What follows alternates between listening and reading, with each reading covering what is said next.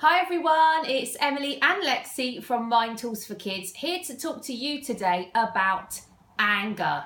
Yes, those moments where there is absolute chaos, there is steam coming out your child's ears, there is temper tantrums, hijinks, crying, screaming, stampy feet, whatever it is that you notice in your child in those angry moments, we're going to talk about it today because anger is real.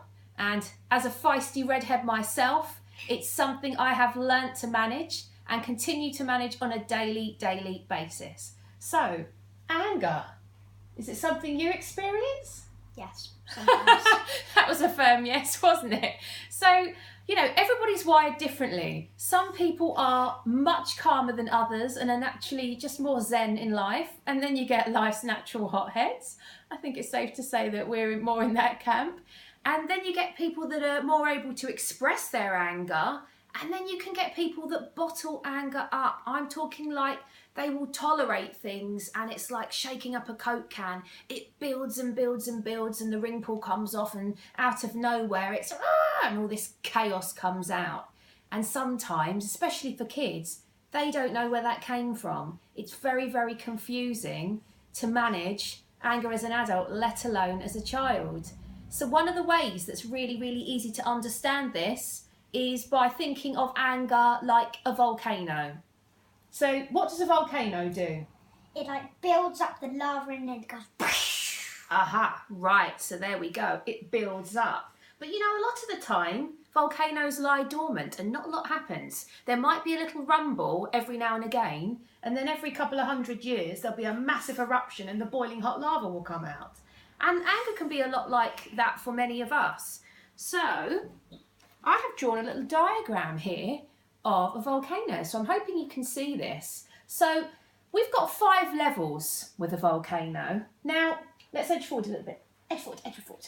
So, we've got feeling nice and calm and relaxed as level 1. So, can you think of a time when you felt really relaxed? Yes. Can you? And Yeah. how do you feel when you're really relaxed? Like this little baby. Like Lexi's prop that she just so happened to bring onto camera today. Like your nice relaxed toy that's laying there blissfully sleeping. Cool. And then the levels rise with the volcano. So we've got level 2. And that's when you're starting to feel aggravated. Uh-oh. Starting to notice stuff around you. Now, it might be someone at school says something and on that particular day it bugs you and you notice it, okay? And you start to notice some changes in your body. By the time you get to level 3, you are getting angry. So you're starting to notice bigger changes in your body and maybe starting to say some things in your mind that aren't very helpful. By the time you get to level 4, You can't go back down very easily. You're very angry, but you're still a little bit in control. You're not quite losing it. But if you get to level 5, that's it. You blow your top and it's absolute chaos. Okay? That's when you lose control. That will be hard to get back down. Very hard. It is hard to get back down. And there's been times where you and I, and lots of people we know, have got to that point. And if it gets to a level 5 and you blow your roof off of your volcano and the lava comes out, then it does get to the point where it's a lot harder to get right back down and relaxed again.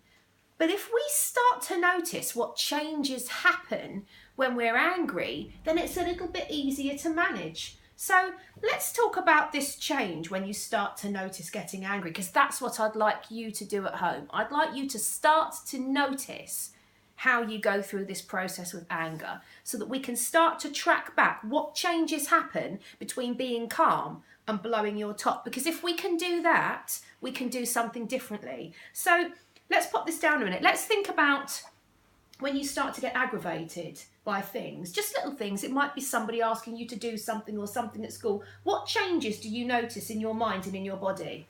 Well, you get very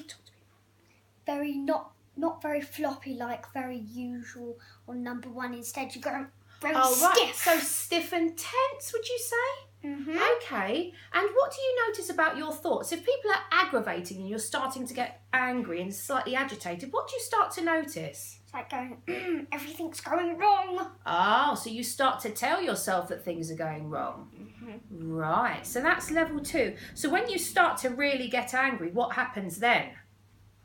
then you're starting to get very angry, like, this has had enough. Oh, it's building up. It's building up and building up. And then for you to get to the point where you rise up even more, to the point where you lose the plot, do you even know what happens then, or have you completely lost it? I've lost it. We don't want to lose it. We want to get it back. And how we can start to do that is to start to think, what body changes are happening? What changes are happening in my mind? What am I starting to say to myself that's unhelpful?